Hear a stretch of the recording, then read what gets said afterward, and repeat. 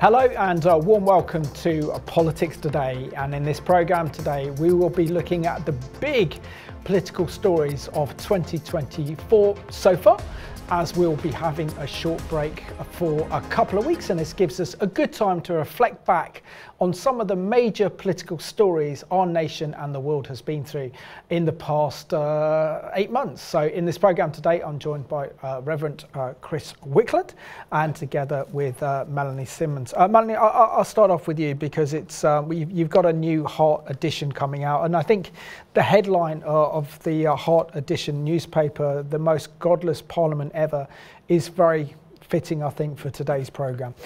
Just share with us a little bit about some of the content in this month's edition. Right, thank you. Well, there was a sense when the Lord highlighted that article to me. It's a quote from the Times, "The Most Godless Parliament Ever." And there's a secular paper saying it, and they had a very good article about how most of the MPs hadn't sworn on the Bible. Quite a lot of the Conservatives did, but of course there's few of them now. Lots of MPs hadn't. And that really chimes with the godless agenda of the new government. And I don't know about the viewers, but I personally, as soon as the election result came through, there was a kind of oppression descended. Really, it's we are in a different season now, and I know Chris has been preaching about that. We've also got in the paper itself a very good feature on cabinet ministers to watch, a bit of their background, what they're keen on, such as the Lord Chancellor, who I'm extremely concerned about because she goes on pro-Palestine marches. We've got Ed Miliband cancelling North Sea oil, and so we could end up with energy shortages and food shortages. And then we've got a piece on the outlook for babies on page 7. Yes, the cabinet ministers were on page 5. We've got a very good piece on cultural Marxism, page 19 to 20. That's by Andrew Baggerly, who writes an excellent quarterly newsletter, and he's pointing out how we now have a government which matches the establishment. The whole establishment is into cultural Marxism, very woke, and now we've got a government which is like that. Don't forget my good friend Robin Benson. And Robin Benson has done a lovely piece, I said lovely, but a very important piece on the background of Hezbollah. Excellent, excellent. It's great to see you on the programme, Chris, and as we kind of unpack some of the big political news stories of 2024, just share with us your thoughts on what has been essentially an election year around the world. Well, it's been a white knuckle roller coaster ride. There's been so much happening. The news is moving on so quickly. I mean, it's only a few weeks ago when President Trump was attempted assassination, and things are just moving on so quickly and people have forgotten about it already. So for me, it's been a really interesting year watching the politics, watching what's been going on in our nation in respect to what's been going on with the protests in the streets of London and through most of the major cities, and what's been going on politically, how the Labour won by a landslide victory, but it wasn't really that they won, it was that the Conservatives lost, and it's just the math that pushed them to where they're at. And so we're in a really interesting situation. So for me as a pastor, and watching the nation from a spiritual point of view and trying to see prophetically where things are at, I'm really, I'm quite concerned, but I'm also quite excited because I find that when we're in this crucible boiling pot that we find ourselves in, that's normally when good men and women rise up to do something special. And it's normally when the church starts to get her act together and she starts praying, and then we see some good things. So although it's really bad out there, I'm kind of hoping that pressure that's coming on our nation will be what gets the church to come onto her knees and we start seeing God move again in our nation. Amen. We're praying for that. And I think, Melanie, because there's so much happened this year, I think we're just going to break down this into kind of 3 topics. So firstly, the kind of big influence of the Islamists on our general election and also the local elections, and the impact that they are having on particularly the Labour Party's new foreign policy, especially towards Israel, and of course unpacking the general election result and what it means for Christians, having the most secular humanist government in Parliament's history now in power as well, and their influence, and of course unpacking the US presidential election as well, which affects all of us. So if we start off really, I think it's the the parachuting in of former Prime Minister David Cameron as Foreign Secretary. We've seen this kind of progression under his leadership in the Foreign Office, which has now been followed up by David Lammy in the Labour Party, that we're starting to see the Conservative government under David Cameron starting to impact Israel in a negative way. Because back in January we saw that David Cameron called for a Palestinian state. And of course we know that the Palestinian Authority is so far away from any peace. But also I think we've also seen the big demonstrations against Israel, the threats on our democracy, the intimidation against our members of parliament. And we've seen also at the same time this whole rise of Jew hatred, and also with the big pro-Palestinian rallies, this has become a no-go zone for Jews on a Saturday going to central London. So just reflect on your thoughts on the Islamist rise and its impact on British politics so far in 2024. Well, as you're speaking, what's coming to me, of course, is what people call a spirit of dimitude, that there's this big intimidating spirit that can come across from Islam. And of course, Islam means submission, doesn't it? But that's to their God and not to the rest of us. It is concerning, and I'm just seeing, as you're talking, it's a spiritual issue. We need to be tackling this spiritually, and we need to be praying that politicians are not intimidated. Now, what I don't quite understand is why, when the Labour government has now got a very comfortable majority, 186, it's massive. They've only got 5 Islamist MPs who won their seats on the basis of, you know, a Gaza ticket, as it were, and George Galloway, interestingly, didn't keep his seat. But why is the Labour government sort of running scared and even condoning, not condoning the marches, but with the foreign policy becoming actually worse than Cameron? Because we did a programme a few months ago talking about Lord Cameron, how concerned we were, but he was milder compared to what we're now seeing. I mean, David Lammy has only been in office since 6th of July, call it that, and already there's he has revoked the British government's opposition to the arrest of Netanyahu and Gallant, the Defence Secretary of Israel, and the Prime Minister, through the International Criminal Court. He's revoked Britain's opposition to that, which is simply awful. And now, even worse, I understand that he's going to be revoking our export licences for British manufacturers to export a few parts for Israeli defence equipment. Now, Cameron looked at all of this, and interestingly, he had lawyers in the Foreign Office looking at whether Israel had broken international law in Gaza, and they hadn't. But that was no, you never heard that on the BBC. But the Foreign Office lawyers did their job. Oh, nothing to see here. Yep. There actually wasn't. Can I add to that the restoration of £21 million of British taxpayers' money to be given to UNRWA, the United Nations Relief Works Agency, and the reason why Britain and many other Western nations suspended their payment to UNRWA is because members of UNRWA who employ many Gazans into that position were responsible for carrying out the biggest mass terrorist attack on Israel on October the 7th. As I previously mentioned, my former teaching union, the National Education Union, was paying members' expenses to go on the marches, and I pinged them the odd email, the editor of their magazine, which presumably goes to all 452,000 members, and they were unbelievably pro-Hamas and wanted funding for UNRWA to be restored. It was discussed at their national conference in April,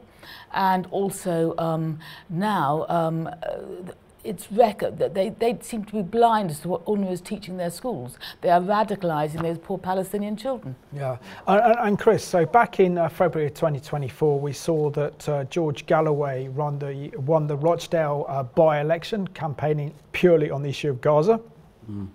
We see also in March 24 that Robin Sincox, the UK government's Commissioner for Counter-Terrorism, has warned that London has become a no-go zone for Jews at weekends because of the pro-Palestinian protests. Share with us how this year we've seen that the Palestinian cause has been elevated to the highest level of the political echelons, and how this is one huge issue now that is influencing the Muslim community in order to put pressure on political parties. And of course, we've seen really the Islamists flex their political muscles this year through the local elections, by-elections, but also the general election as well. Share with us this growing influence of political Islam in our country. Yeah, so this, to be fair, has been warned about for a long time. For about 25 years, people have been warning that we have a potential Islamic issue in our nation, which will rise up into politics and will affect lots of different areas. And we saw recently what happened in Europe when Le Pen was nearly going to be voted in, it looked like. So when they had their second vote, all the leftist parties got together. But when you looked at the policies of that leftist party, it had nothing to do with France. It had everything to do with a ceasefire for Gaza and the Palestinian agenda. And again, it was quite clear that the politicians are cowering to an Islamic agenda. And we're seeing exactly the same thing in our own nation as well. I was preaching this weekend, I did a talk on Judgment is Coming, talking about the rise of Islam in our country and how we spoke about this on that last show that I did with you with Bonhoeffer was warning about various things in Nazi Germany, and we're seeing today the modern Marxist kind of ideology marrying itself to this Islamic. It's a weird marriage, but they're coming together and putting pressure on Christians and Jews. And when we look at things like the country of Iran in 1972, a similar story happened there. You had a very liberal government. Sorry. 71? Yeah, 79, sorry. And a liberal government that married itself and allied itself with an Islamic front. And now we see the problems that we have in the Middle East with Iran as well. And we're seeing these things in our own nation. For me, it really concerns me. It concerns me naturally for my own country. It concerns me spiritually for my own country. And, you know, I saw a letter the other day, it was on TV, that was presented to the Prime Minister. The first thing that some of the Muslim politicians that had been voted in, their first agenda was to cause for an immediate ceasefire in Palestine and various other things. It was like a list of 9 demands. And this had nothing to do with their local constituents. And so quite clearly we got people that are coming into power where their primary agenda is nothing to do with this nation, but it's to do with another nation, and it's more to do with their religion and their ideology and their culture than anything else. That concerns me, that disturbs me, and it amazes me that not many people, especially politicians, are waking up to this. I don't know what it is that we could end up with in the next 10 years, but what concerns me as well is that we're not even allowed to really talk about these kind of things. For me to say what I'm saying now, some people would brand it as hate speech or would brand it as me being racist. I'm not being racist. I'm talking about a genuine concern for British people. Yeah, we all share that concerns with you as well, Chris, and for the nation. Melanie, the other big topic I think that dominated British politics in 2024 is clearly the general election. And back in May, we saw that Rishi Sunak, shortly after the disastrous results in the local elections, called for a general election, which took most of his ministers, most of his parliamentary members of parliament by complete surprise by calling for a general election on the 4th of July. What are your thoughts on Rishi calling for a general election, knowing that he could have waited now to the autumn to have actually called an election? It was a surprise, and one wonders what's going on behind the scenes. And we know that Keir Starmer and Rishi Sunak are members of the World Economic Forum. We've got a photo in the new paper of Keir Starmer when he was last speaking at Davos, and of course he famously said, which do you prefer, Westminster or Davos? And he said Davos, and the official reason was you can get more done there, without being howled down and held to account. You can just peddle your agenda. But one wonders why Rishi did that. I would love to know, because in the previous issue of the paper, we actually had an interview with Andrew Bridgen. I don't even know if I'm allowed to say his name, but and he just said it's passing over the baton from Rishi to Sir Keir Starmer, and they knew that Labour was going to win, and pretty handsomely. There were thoughts at the time about whether the tax position was more favourable at that point. Now, in the last 24 hours, we've got Rachel Reeves, a new Chancellor, saying that there's this 22 billion black hole. Jeremy Hunt saying, oh no, there isn't, and we don't know. And I know that Chris had a word about the timing of the calling of the election, and I have no problem in believing that, and one just doesn't know what goes on behind the scenes. But it's not, with the Conservative government, people are very negative about them, and there wasn't a lot of clear blue water between them and Labour in their, what should we say, their pro-life policies and all the rest of it, which would make them seem conservatives. Yeah, I think that's why Reform did well. I mean, we can't mention the general election 2024 without mentioning the influence of Reform, led by Nigel Farage, who for the first time won a seat in Clacton. I think they now have 6 seats in Parliament, which is a major political breakthrough for the Reform Party. But of course, that came at the expense of the Conservative Party, because it split the Conservative vote, which meant that Labour got a majority of 186. So share with us the influence that Reform has had on the general election, and really the difficulty for Christians to know who to actually vote for in the general election that took place on the 4th of July, Chris. Yeah, that's a good question. So I mean, you know, as a pastor, I would never tell anyone who to vote for. But I do wonder sometimes why Christians do vote things like Green, or, forgive me for saying this if I upset anyone at home, vote Labour.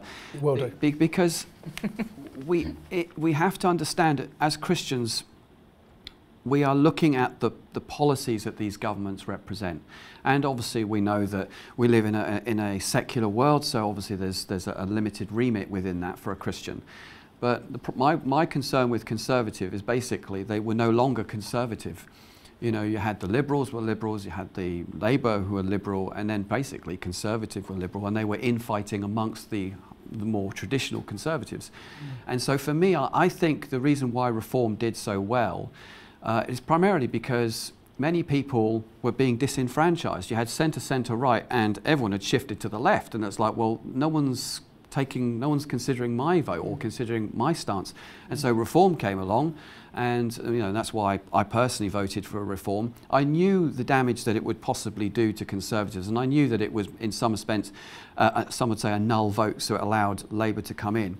But you had Suella Braverman as your Member of Parliament. I know, but at the end of the day, it's for me it was also a protest vote.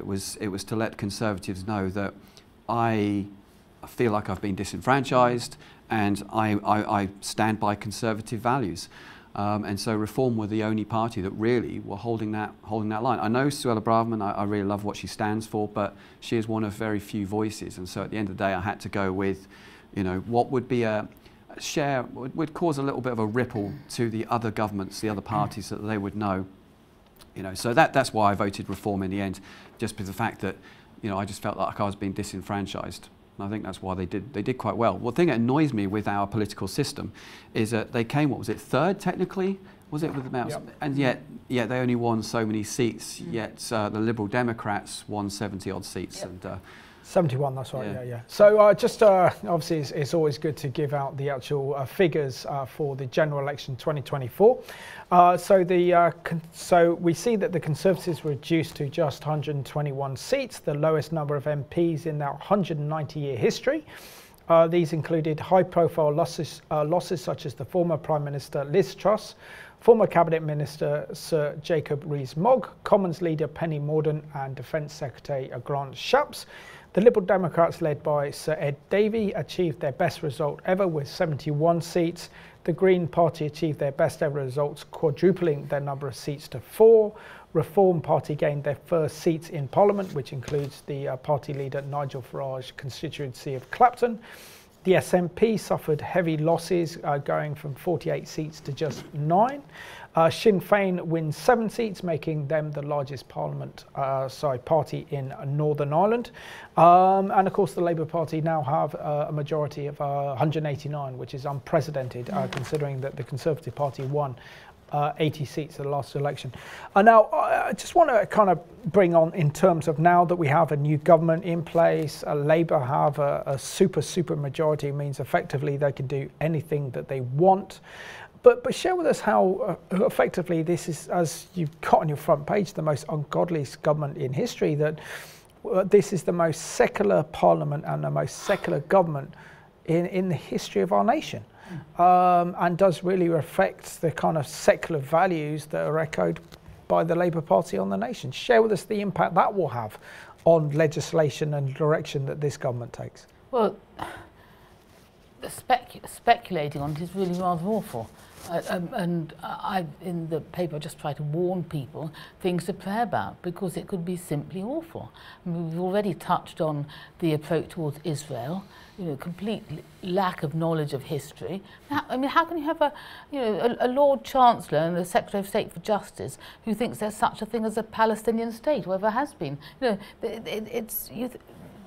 We're almost in an age where history doesn't matter, where people can make it up. And I suppose we're sort of seeing that in AI. You can make it up as you go along. We've had, you were mentioning the MPs who've gone, some good pro-life MPs like Fiona Bruce, who also stood up for persecuted Christians, have gone as well. Caroline Ansell from Eastbourne. I agree with Chris. I voted similarly because I felt one had to, the Lord was watching, and yet you knew it was going to have this awful result. Yeah, I mean, it was a hard election. It was hard to know who to vote yes. for. I'm not going to say who I actually yes, vote for. But it's so then the things they're going to come up with, it's sort of like fasten your seatbelts, because we've got Diana Johnson and Stella Creasy back in Parliament, very keen on decriminalising abortion up to birth.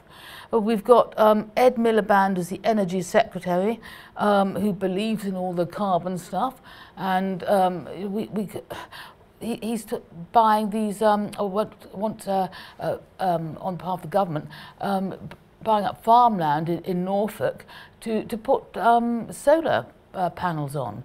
And where do they go when they've expired? There's no sort of, you can't recycle them, whereas there's a threat to the food production. So we've really got to be praying, because the Bible says, pray for your government that you may live a peaceful life. Amen to that. Yeah. Yep. And Chris, I want to move on to the other side of the Atlantic, because what happens in the United States and who wins the presidential election on the 5th of November will have a huge impact on our lives here in Britain and across the world. So share with us your thoughts on what has been the most dramatic political developments in decades. Firstly, we know that Joe Biden had a dreadful presidential election debate against former president and President Donald Trump, followed by the attempted assassination on Donald Trump. Thankfully that failed, and then we see that Joe Biden was forced to resign as US president, and then we see that his vice president Kamala Harris will now be the Democratic presidential nominee for the Democratic Party, and she will face off against Trump on November the 5th. So share with us if we think our politics is interesting, what are your thoughts on what's happening in the States? Well, with respect, I think it's a complete farce. How Trump was treated after the assassination attempt by the Democrats was quite shocking. If this was done 20 years ago, I think that the response you would have got across all of America, they would have all been stunned. But again, you're getting this whole thing where America's really divided right now, and what happened with Trump is a good example of that division. I don't know a lot about Kamala Harris, but what I've seen of her, I'm not particularly, I shouldn't say this probably, but I'm not impressed by her.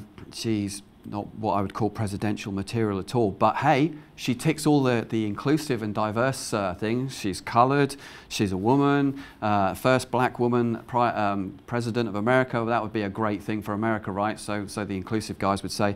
I think the whole thing is a mess. And